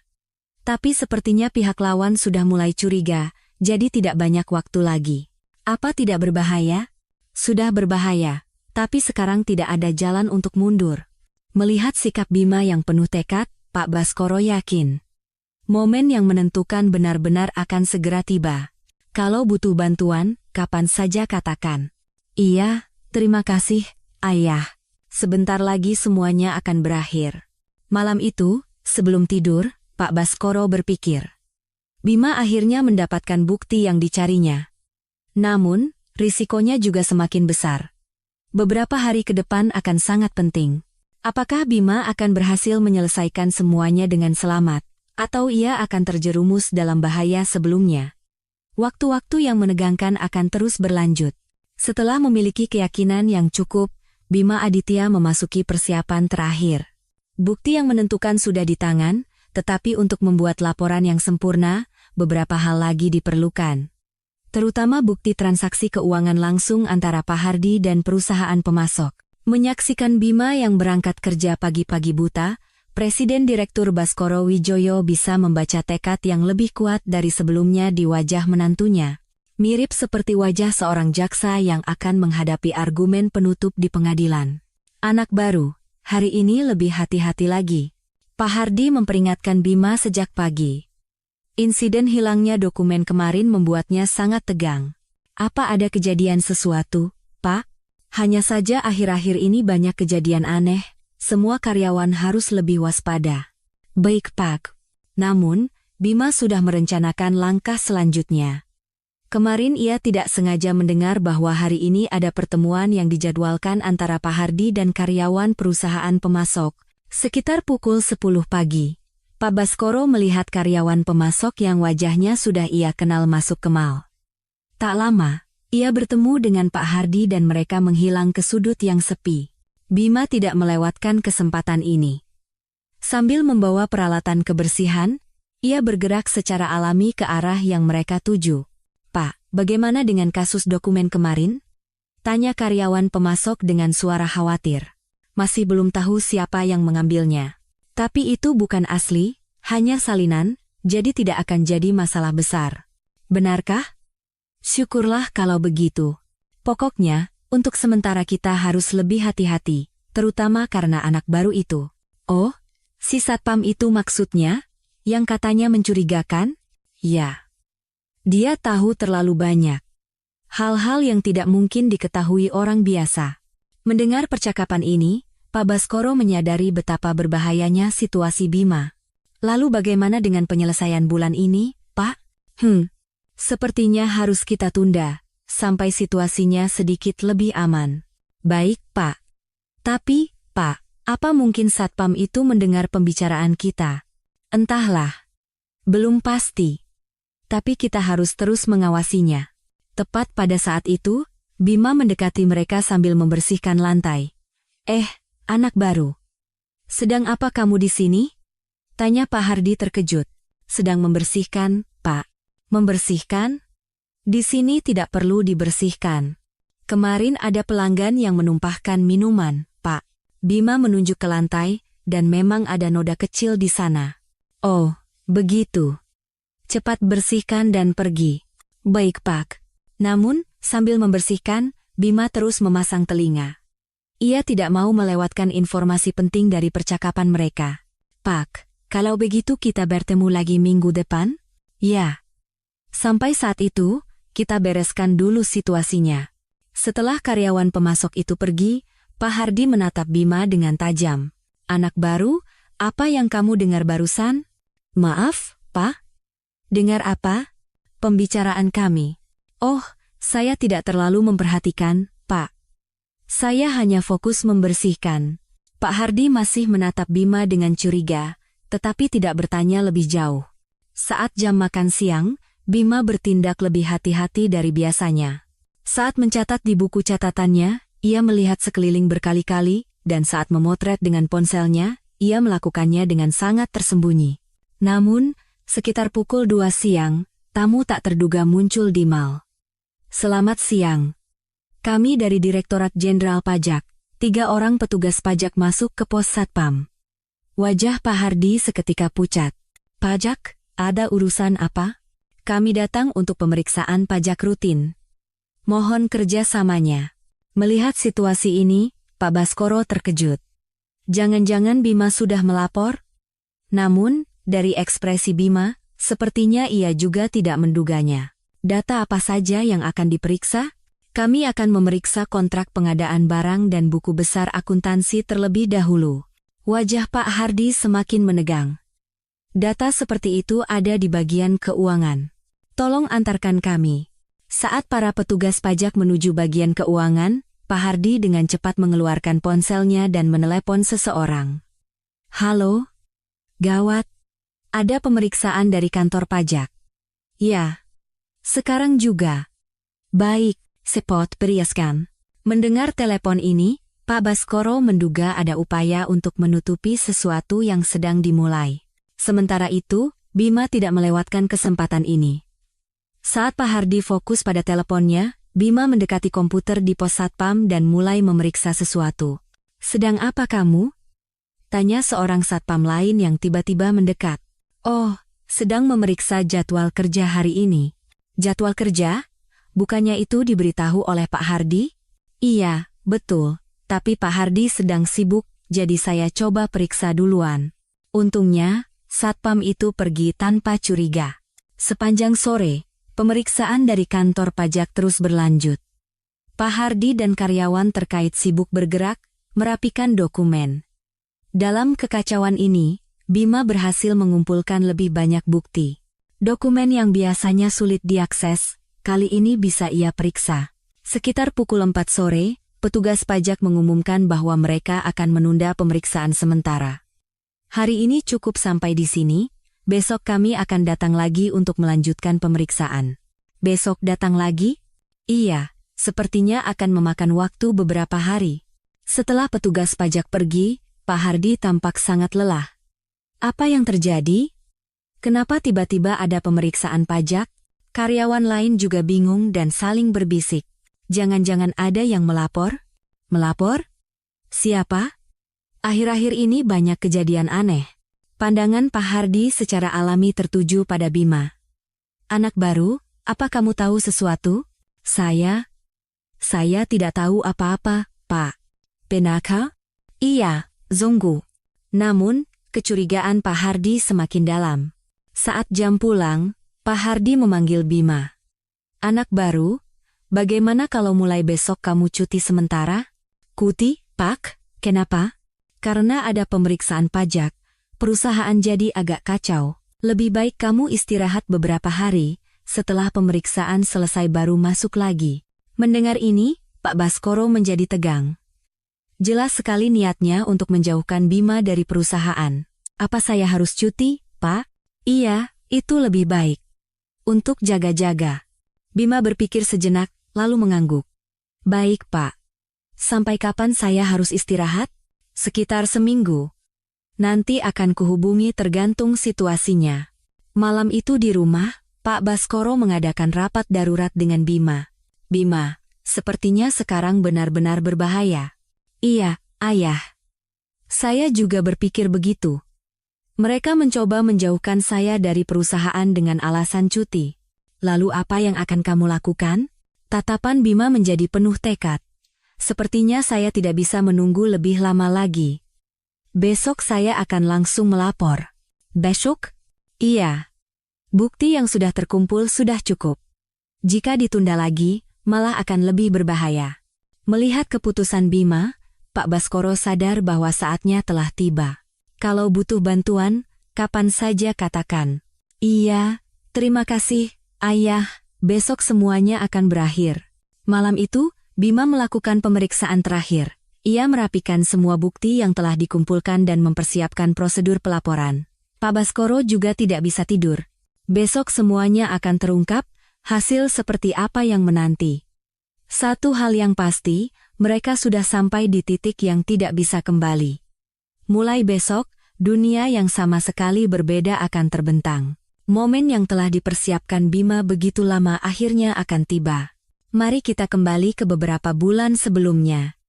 Suatu minggu sore di awal musim semi, di ruang tamu rumah Presiden Direktur Baskoro Wijoyo, keluarga sedang berkumpul minum teh. Putrinya, Citra, dan menantunya, Bima, bersama Pak Baskoro dan istrinya menikmati waktu yang tenang. Bima, bagaimana kabarmu akhir-akhir ini? Pekerjaan sebagai jaksa pasti berat, ya? Pak Baskoro menunjukkan perhatian pada menantunya. Saat itu, Bima bekerja sebagai jaksa khusus kejahatan ekonomi di Kejaksaan Agung. Tidak, Ayah, ini pekerjaan yang memuaskan. Terutama akhir-akhir ini saya banyak menangani kasus korupsi internal perusahaan, jadi saya merasa ini semakin berarti. Kasus korupsi perusahaan? Iya. Ternyata lebih banyak perusahaan dari yang kita duga yang bersekongkol dengan pemasok untuk mendapatkan keuntungan ilegal atau memanipulasi pembukuan. Mendengar kata-kata Bima, Pak Baskoro sekali lagi kagum dengan profesionalisme menantunya. Bagaimana kamu bisa mengungkap hal seperti itu? Biasanya terungkap melalui laporan dari orang dalam atau pemeriksaan pajak. Tapi yang paling pasti adalah mendapatkan bukti langsung di lapangan. Bukti lapangan? Iya. Bukti fisik seperti kontrak atau buku besar akuntansi, dan juga konten percakapan atau riwayat transaksi keuangan antar pihak terkait. Bima menjelaskan pekerjaannya dengan mata berbinar. Terasa semangatnya untuk menegakkan keadilan. Tapi Bima, apa kamu tertarik dengan bisnis? Tanya Pak Baskoro tiba-tiba. Bisnis, ya? Ya. Pekerjaan sebagai jaksa memang bagus, tapi bagaimana kalau kamu juga belajar manajemen? Bima menunjukkan ekspresi berpikir sejenak. Manajemen, saya belum pernah memikirkannya. Nanti kamu bisa membantuku, atau kamu bisa membuka bisnismu sendiri. Citra, yang mendengarkan percakapan suami dan ayahnya, tersenyum. Ayah, Bima sangat menyukai pekerjaannya sebagai jaksa. Jangan memaksanya. Bukan memaksa, tapi memberinya pilihan yang lebih luas. Bima, coba pikirkan. Beberapa minggu setelah hari itu, Bima terus memikirkan tawaran Pak Baskoro. Pekerjaannya sebagai jaksa memang memuaskan, tetapi rasa ingin tahu terhadap tantangan baru juga muncul. Suatu hari, terjadi insiden yang mengejutkan dalam kasus korupsi perusahaan yang sedang ditangani Bima. Bima, ada perintah untuk menghentikan penyelidikan kasus ini, kata atasan Bima tiba-tiba. Dihentikan, Pak? Kenapa? Keputusan dari atas. Katanya kekurangan bukti. Namun, Bima sudah mengumpulkan bukti yang cukup. Ia menduga ada tekanan dari pihak lain. Tapi buktinya sudah cukup, Pak. Perusahaan ini jelas-jelas. Bima, kita tidak bisa berbuat apa-apa. Ini keputusan organisasi. Malam itu, setelah pulang ke rumah, Bima tenggelam dalam pemikiran yang dalam. Ia menjadi jaksa untuk menegakkan keadilan, tetapi justru di saat harus mengungkap kebenaran, ia menemui jalan buntu. Sayang, ada apa? Wajahmu murung, tanya Citra khawatir. Citra, apa aku benar-benar melakukan pekerjaan yang benar sebagai jaksa? Kenapa tiba-tiba bicara begitu? Bima menceritakan kejadian hari ini pada Citra. Perintah untuk menghentikan kasus yang sudah memiliki bukti kuat, dan rasa frustrasi yang ia rasakan. Lalu apa yang akan kamu lakukan? Aku tidak tahu. Kalau aku terus bekerja sebagai jaksa dan hal seperti ini terus terulang, apa aku bisa menegakkan keadilan yang kuinginkan? Citra bisa memahami kegelisahan suaminya. Bagaimana dengan tawaran ayah soal manajemen? Manajemen? Iya. Kamu bisa belajar manajemen di perusahaan ayah, dan secara internal melakukan hal-hal yang benar. Kata-kata Citra seolah memberikan pencerahan bagi Bima. Benar juga. Di kejaksaan mungkin ada batasannya, tapi aku bisa menyelesaikan masalah langsung dari dalam perusahaan. Beberapa hari kemudian, Bima menemui Pak Baskoro. Ayah, saya benar-benar ingin mencoba belajar manajemen yang ayah tawarkan waktu itu. Benarkah? Iya. Tapi saya punya satu permintaan. Saya ingin belajar dari paling bawah, mengalami langsung di lapangan. Melihat ekspresi serius Bima, Pak Baskoro terkejut. Dari paling bawah? Iya. Saat bekerja sebagai jaksa, saya sadar bahwa masalah sebenarnya ada di lapangan, hal-hal yang tidak terlihat dari ruang direksi. Memang benar, Tapi kamu tidak perlu melakukan pekerjaan seperti itu secara langsung. Tidak, Ayah. Saya benar-benar ingin tahu kenyataannya. Dengan begitu, nanti saya bisa menjadi manajer yang baik. Melihat tekad Bima, Pak Baskoro merasa terharu. Baiklah. Kalau begitu, mari kita mulai dari paling bawah. Tapi kalau terlalu berat, kapan saja katakan. Iya, terima kasih, Ayah. Tapi Bima, ada satu syarat. Syarat? Identitasmu harus dirahasiakan sepenuhnya. Kalau karyawan lain tahu, kamu tidak akan bisa mendapatkan pengalaman yang sebenarnya. Tentu saja, Ayah. Saya ingin memulainya dengan identitas yang benar-benar baru. Demikianlah rencana penyamaran Bima dimulai. Ia mengundurkan diri dari jabatannya sebagai jaksa, membuat CV yang benar-benar baru, dan melamar sebagai satpam di Mal. Citra, apa kamu benar-benar tidak apa-apa? Suamimu bekerja sebagai satpam, tanya Pak Baskoro khawatir pada putrinya. Ayah, ini adalah hal yang ingin dilakukan Bima. Dan aku percaya pada suamiku. Ya, Bima memang orang yang hebat. Bisa menerima tantangan seperti ini saja sudah luar biasa. Namun, pada awalnya Pak Baskoro juga tidak menyangka Bima akan melakukan penyelidikan seserius ini. Ia hanya mengira Bima sekadar mencari pengalaman lapangan. Minggu pertama Bima mulai bekerja di Mal, Pak Baskoro mengamatinya setiap hari. Bagaimana menantunya beradaptasi, apakah ia kesulitan? Namun, seiring berjalannya waktu, ia menyadari bahwa tindakan Bima lebih dari sekadar melakukan pekerjaan biasa. Ia sedang menyelidiki sesuatu. Jangan-jangan Bima menemukan masalah di perusahaan ini? Dan dugaan Pak Baskoro benar. Bima menggunakan pengalamannya sebagai jaksa untuk mengungkap korupsi di dalam Mal. Pekerjaan yang awalnya hanya untuk belajar manajemen, kini telah berubah menjadi pekerjaan untuk menegakkan keadilan. Apa aku telah memberikan beban yang terlalu berat pada Bima? Pak Baskoro terkadang menyesal. Namun, melihat tekad dan kemampuan Bima, ia semakin yakin bahwa pekerjaan ini adalah sesuatu yang harus dilakukan. Dan sekarang, semua persiapan telah selesai. Penegakan keadilan di lapangan yang begitu diinginkan Bima akhirnya akan dimulai. Besok semuanya akan terungkap. Kebenaran dan keadilan yang dikejar Bima bahkan setelah melepaskan jabatannya sebagai jaksa akhirnya akan terungkap ke dunia. Beberapa hari setelah laporan dibuat, Bima Aditya, sesuai janjinya, menyerahkan semua bukti ke kejaksaan, dan penyelidikan resmi pun dimulai. Namun, di Mal, belum ada seorang pun yang mengetahui hal ini. Presiden Direktur Baskoro Wijoyo datang lebih awal dari biasanya untuk memantau situasi. Bima sedang dalam masa cuti paksa, tetapi ia tahu bahwa momen yang menentukan akan segera tiba. Pukul 10 pagi, orang-orang asing muncul di lobi Mal. Penyidik berjas dan petugas pajak masuk bersamaan. Kami adalah penyidik dari kejaksaan. Kami datang untuk melaksanakan surat perintah penyidikan. Wajah Pak Hardi menjadi pucat pasi. Penyidikan? Ada urusan apa? Kami akan melakukan penggeledahan terkait dugaan pengadaan barang fiktif dan penerimaan suap. Seketika lobi menjadi riuh. Pelanggan dan karyawan semua terkejut. Tunggu, sepertinya ada kesalahpahaman. Kami. Anda Bapak Hardi, kan? Silakan ikut kami. Saat penyidik hendak memborgol Pak Hardi, tiba-tiba terdengar suara keras. Tunggu sebentar. Semua orang menoleh ke arah suara itu. Itu adalah Bima Aditya. Bukan dengan seragam satpam yang biasa ia kenakan, melainkan dengan setelan jas yang rapi. Siapa orang ini? Tanya seorang penyidik. Saya adalah pelapor kasus ini.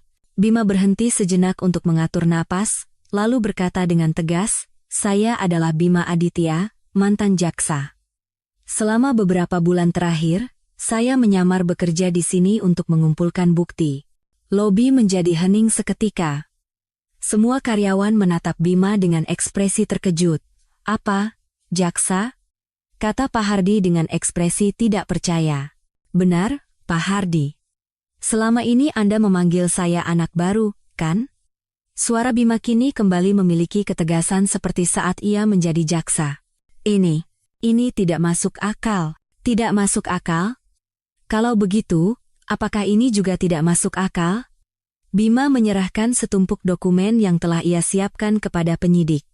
Di sini ada semua buktinya. Kontrak ilegal dengan pemasok, bukti penerimaan suap, dan bukti manipulasi pemeriksaan barang. Penyidik melihat sekilas dokumen itu, lalu mengangguk. Bukti yang sangat kuat.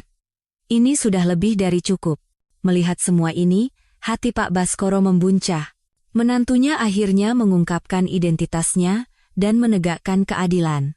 Tapi, Pak Jaksa, bagaimana Anda bisa terpikir untuk melakukan penyamaran seperti ini? Tanya seorang wartawan. Ternyata sudah ada orang-orang dari media yang datang.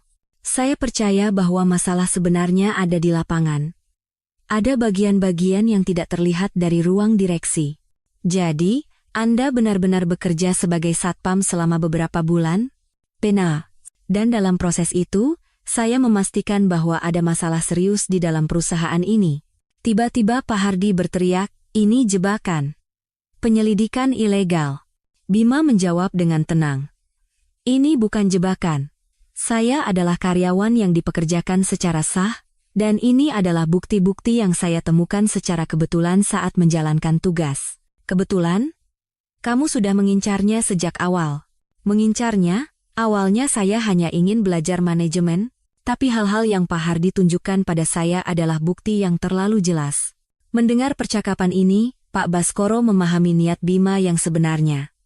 Awalnya memang tujuannya adalah belajar manajemen, tetapi saat menghadapi kenyataan, jiwa jaksanya bangkit kembali. Terutama saat Bapak secara langsung memberikan saya tugas terkait pengadaan barang, itu sangat membantu saya menemukan bukti, kata Bima sambil menatap Pak Hardi. Dan setiap hari, dengan merundung saya, Anda terus-menerus membocorkan informasi internal perusahaan. Bukan merundung. Bukan merundung. Lalu ini apa? Bima mengeluarkan buku catatannya dan menunjukkannya. Semuanya tercatat di sini. Kapan, di mana, siapa, melakukan apa, dan bagaimana. Saat buku catatan itu dibuka, terlihat catatan yang sangat detail. Semua kejadian dan percakapan diatur berdasarkan tanggal dan waktu. Ini semua apa? Tanya karyawan lain dengan terkejut. Ini adalah cara saya mencatat sejak menjadi jaksa. Mencatat semua detail kejadian tanpa ada yang terlewat. Pak Baskoro sekali lagi kagum dengan profesionalisme Bima. Ketelitian dan akurasi seorang jaksa terlihat jelas. Kalau begitu, sejak awal Anda sudah mencurigai kami? Tanya seorang karyawan. Tidak. Awalnya saya benar-benar berniat bekerja sebagai pegawai baru biasa. Tapi setelah melihat transaksi mencurigakan antara Pak Hardi dan pemasok, saya mulai curiga. Transaksi mencurigakan? Iya. Jumlah barang yang dikirim berbeda dengan yang sebenarnya, kontrak dengan harga yang dinaikkan, dan penerimaan suap secara rutin. Saat Bima menyajikan bukti-bukti konkret, Pak Hardi tidak bisa lagi membantah. Semua bukti ini sudah diserahkan. Pihak berwenang akan menyelidikinya secara resmi. Penyidik memborgol Pak Hardi. Hardi, Anda ditangkap atas dugaan pelanggaran hukum tindak pidana korupsi. Saat itu, Presiden Direktur Baskoro Wihoyo mengkel. Tunggu sebentar. Semua orang menatapnya. Pak Direktur, sapa para karyawan dengan ekspresi bingung.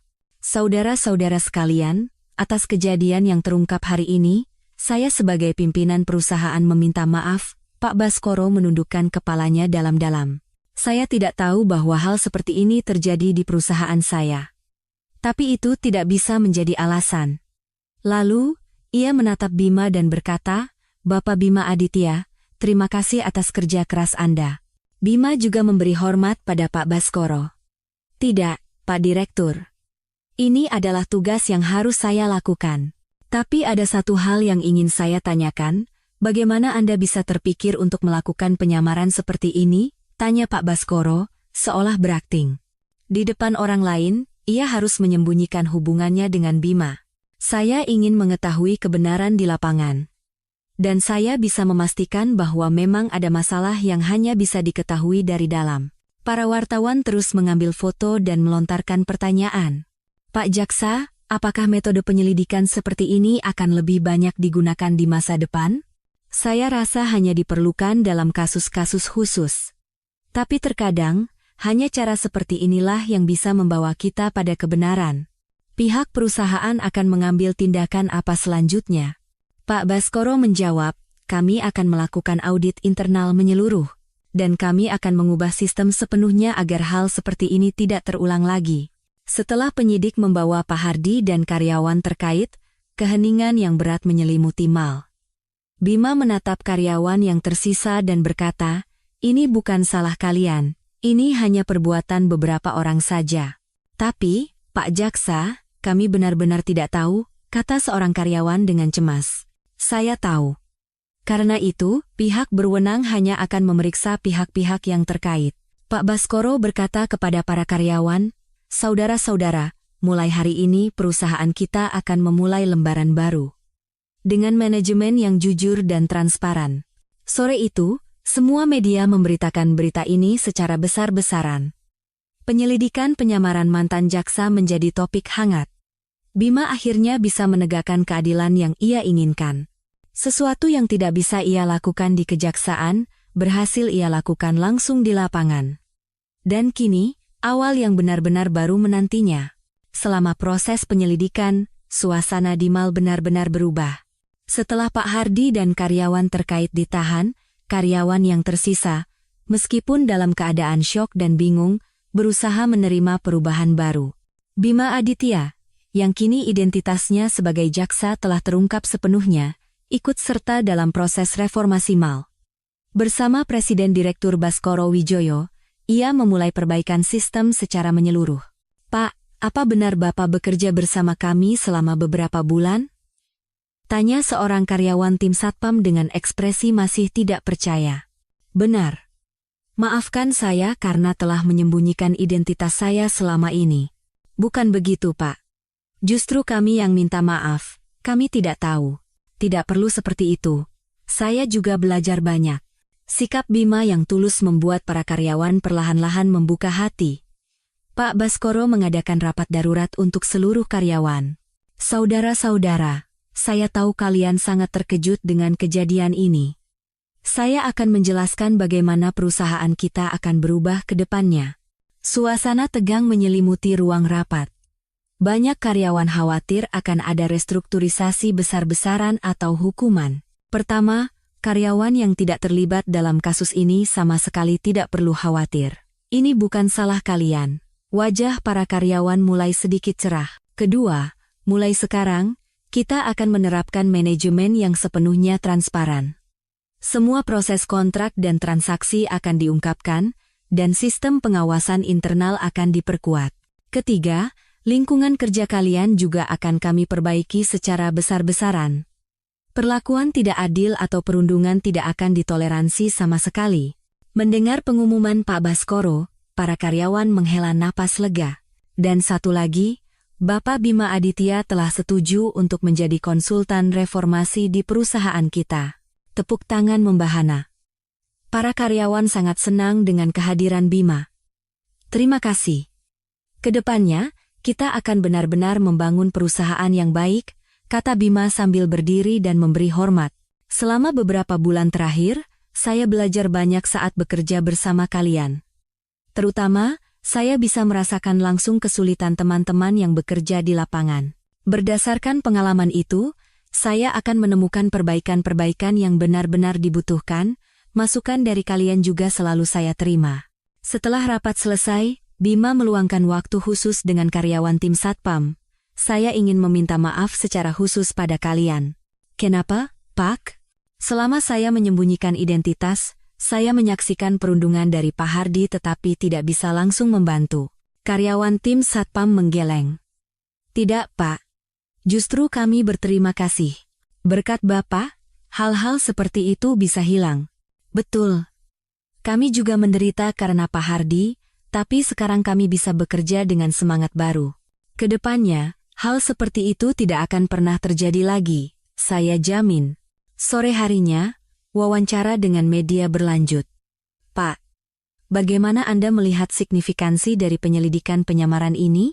Saya rasa ini bukan hanya tentang mengungkap korupsi di satu perusahaan, tetapi juga menyoroti masalah-masalah tersembunyi di masyarakat kita. Masalah seperti apa, Pak?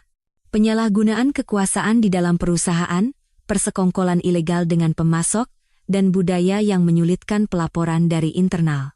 Kalau begitu, apakah menurut Anda metode penyelidikan seperti ini harus lebih diperluas? Tidak bisa diterapkan pada semua kasus, tetapi terkadang ada masalah yang hanya bisa ditemukan dari dalam. Dalam kasus seperti itu, saya rasa ini patut dipertimbangkan. Malam itu, di berita, kasus ini menjadi berita utama. Mantan jaksa menyamar sebagai satpam selama beberapa bulan untuk mengungkap korupsi perusahaan menjadi viral. Kasus ini menjadi sorotan apakah bisa menjadi model baru dalam pemberantasan korupsi internal perusahaan. Keesokan harinya, proses reformasi dimulai secara besar-besaran. Bima, bersama Pak Baskoro, meninjau kembali semua kontrak pengadaan. Sebagian besar kontrak ini bermasalah. Masalah seperti apa? Harganya 30% lebih tinggi dari harga pasar, atau jumlahnya jauh melebihi kebutuhan sebenarnya. Lalu apa yang harus kita lakukan? Kita harus melakukan negosiasi ulang dengan semua pemasok. Dengan prosedur yang transparan dan adil.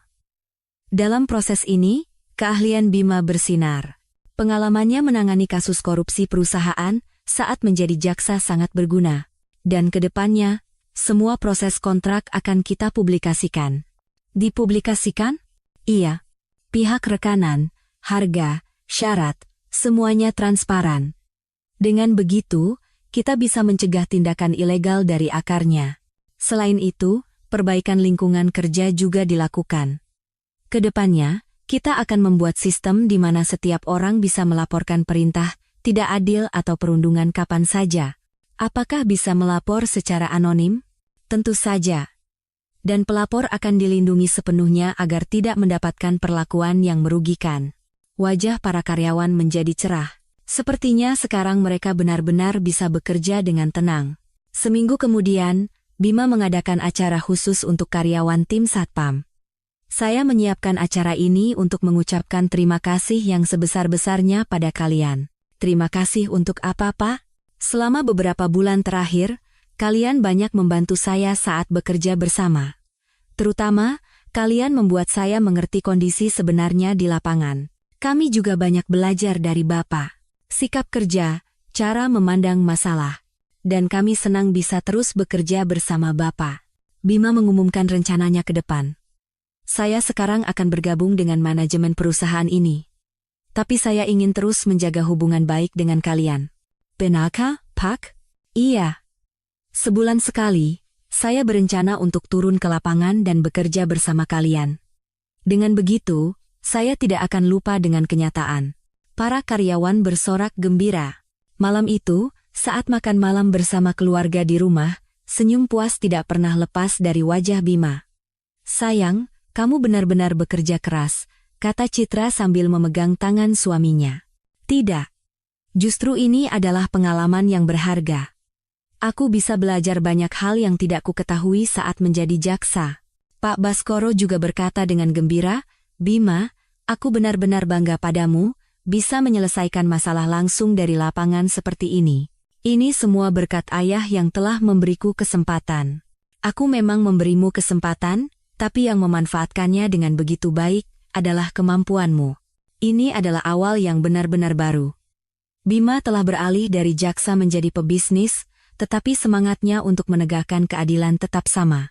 Dan pengalaman ini akan menjadi fondasi bagi perusahaan yang akan ia pimpin di masa depan. Beberapa bulan berlalu. Musim hujan telah berlalu dan musim semi kembali datang.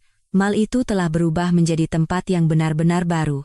Sistem manajemen yang transparan telah berjalan dengan baik, dan senyum cerah kembali menghiasi wajah para karyawan. Bima Aditya kini secara resmi bergabung dengan jajaran manajemen Mal sebagai wakil presiden direktur. Namun, ia masih turun ke lapangan sebulan sekali untuk bekerja bersama para karyawan. Pak Wadirut, hari ini tugas lapangan lagi, ya? Sapa Pak Dedi dari tim keamanan dengan ramah. Dulu ia adalah rekan kerja Bima. Iya Pak. Janji, kan? Saya tidak boleh lupa dengan lapangan. Bima berkata sambil mengenakan rompi satpam. Tapi, Pak, rasanya aneh sekali. Beberapa bulan lalu kami memanggil Bapak anak baru dan bekerja bersama. Saya juga merindukan masa-masa itu. Saya benar-benar belajar banyak. Kami juga banyak belajar, Pak. Terutama sikap kerja dan cara memandang masalah. Sepanjang pagi, Bima bekerja bersama satpam lain dan memeriksa perubahan di lapangan. Suasananya benar-benar berbeda dari sebelumnya. Apa ada kesulitan bagi karyawan baru untuk beradaptasi? Sama sekali tidak, Pak. Justru mereka sangat senang. Tidak ada lagi perundungan atau perlakuan tidak adil seperti dulu, dan sistem pelaporan internal juga berjalan dengan baik. Masalah sekecil apapun langsung diselesaikan. Melihat perubahan ini, Bima merasa bangga. Ia merasa kerja kerasnya tidak sia-sia. Saat jam makan siang, ia makan bersama Presiden Direktur Baskoro Wijoyo di kantin karyawan. Bima, bagaimana kabarmu akhir-akhir ini? Sudah beradaptasi dengan pekerjaan manajemen? Sudah, Ayah. Pengalaman di lapangan justru membuatnya lebih mudah. Ya, memang benar keputusanmu untuk merasakan dari paling bawah itu tepat. Terutama, kamu jadi tahu persis apa yang diinginkan karyawan dan apa yang membuat mereka kesulitan. Mendengar kata-kata Bima, Pak Baskoro tersenyum puas. Tapi, Ayah, banyak perusahaan lain yang menghubungi. Menghubungi untuk apa? Mereka ingin mencontoh sistem manajemen transparan yang kita terapkan. Oh ya? Berarti contoh kita bisa membantu tempat lain juga, ya? Iya. Saya sudah setuju untuk memberikan konsultasi pada beberapa perusahaan. Pak Baskoro terkejut melihat Bima telah memperluas pengaruhnya sejauh ini. Sore harinya, ada rapat rutin dengan seluruh karyawan. Ini adalah waktu komunikasi yang diadakan setiap kuartal. Saudara-saudara, mari kita lihat bersama bagaimana perusahaan kita telah berubah selama 3 bulan terakhir. Bima memulai presentasinya. Pertama, tingkat kepuasan pelanggan meningkat 30%. Tepuk tangan membahana. Tingkat kepuasan karyawan meningkat 50%, dan tingkat pergantian karyawan menurun 70%. Tepuk tangan yang lebih meriah menyusul. Yang terpenting, lebih dari 50 masalah telah diselesaikan melalui pelaporan internal.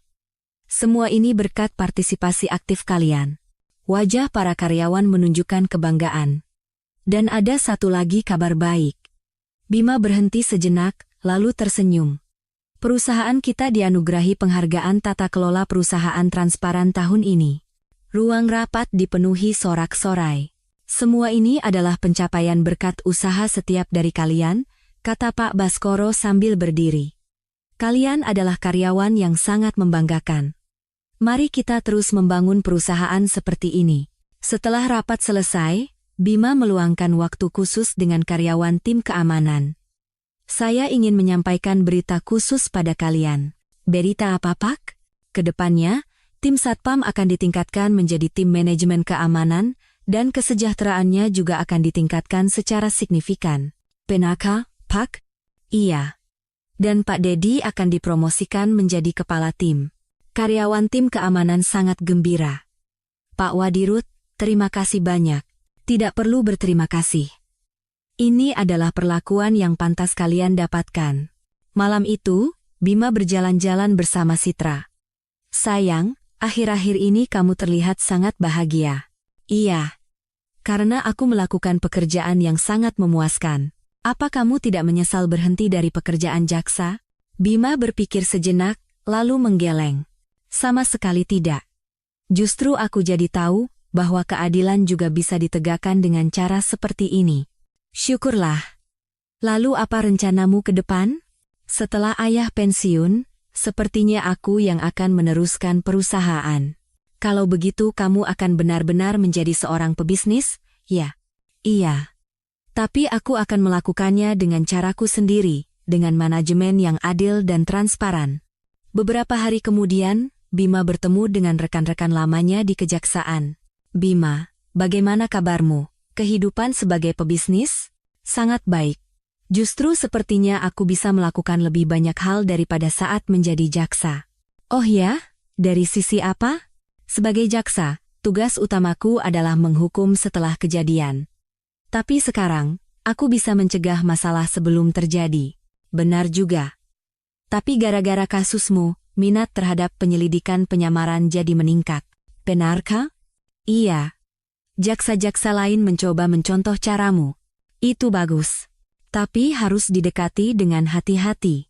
Seminggu kemudian, Dimal diadakan acara khusus.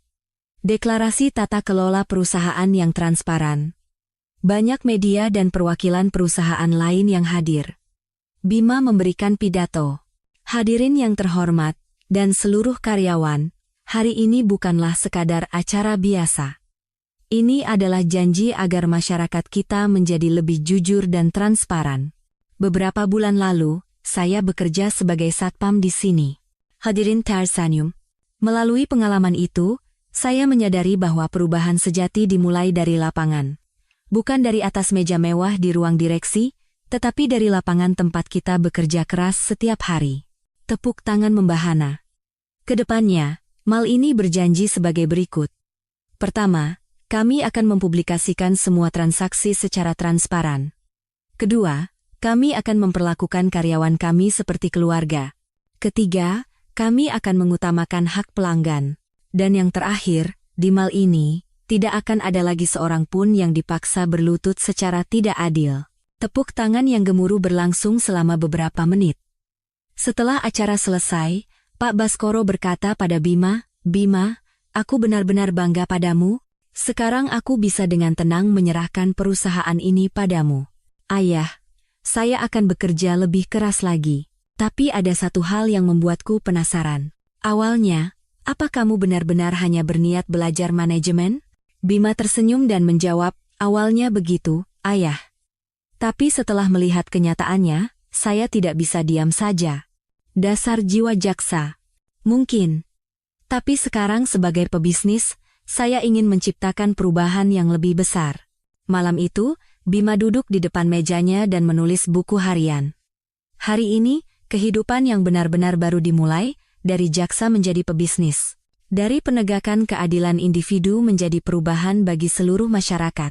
Kedepannya, akan ada lebih banyak tantangan menanti, tetapi dengan kepercayaan diri yang kudapatkan dari pengalaman ini, aku pasti bisa mengatasinya. Di luar jendela, hujan musim semi turun. Hujan yang membersihkan segalanya dan menciptakan awal yang baru. Perjalanan baru, Bima baru saja dimulai. Sebagai seorang pebisnis yang adil, dan sebagai seorang pemimpin yang mengubah masyarakat. Dan buku catatan kecil yang menjadi titik awal dari semua perubahan ini kini tersimpan dengan aman di laci mejanya yang paling dalam, menunggu hari untuk dibuka kembali suatu saat nanti. Terkadang, di sekitar kita pun, pilihan-pilihan berani seperti ini mungkin sedang mengubah dunia sedikit demi sedikit. Agar saya bisa lebih sering menceritakan kisah-kisah yang menyentuh seperti ini, mohon subscribe dan like ya. Dan bagikan juga pemikiran kalian di kolom komentar. Sampai jumpa di cerita menarik berikutnya.